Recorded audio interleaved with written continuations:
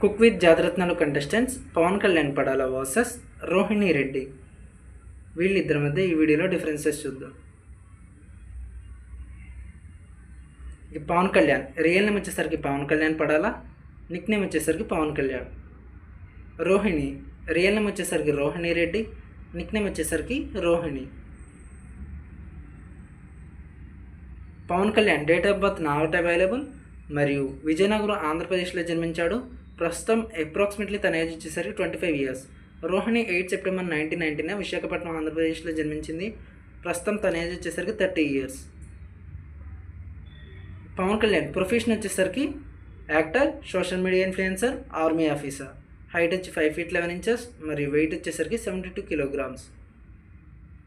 Rohini profession వచ్చేసరికి actors, model, comedian. Height వచ్చి 5 feet 5 inches, wait వచ్చేసరికి 75 kilograms. పవన్ కళ్యాణ్ గ్రాడ్యుయేషన్ పూర్తి చేశాడు మరియు బిగ్ బాస్ 9 అగ్ని పరీక్ష ద్వారా ఫేమస్ అవడం జరిగింది.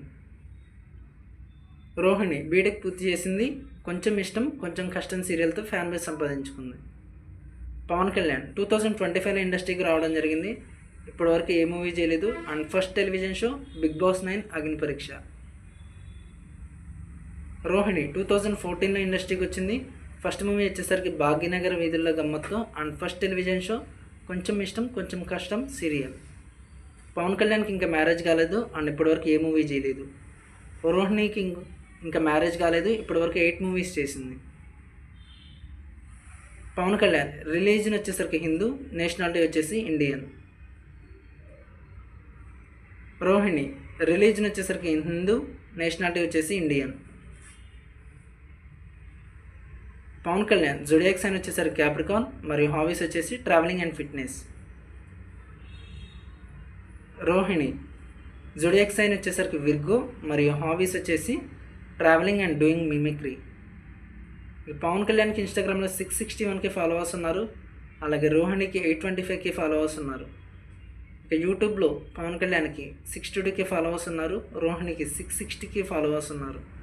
ఫేస్బుక్లో పవన్ కళ్యాణ్ 28.6K, అలాగే రోహిణికి 2.4 lakhs.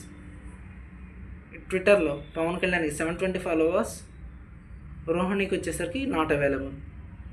వీళ్ళిద్దరిలో మీ ఫేవరెట్ వన్ ఎవరో కామెంట్ చేయండి.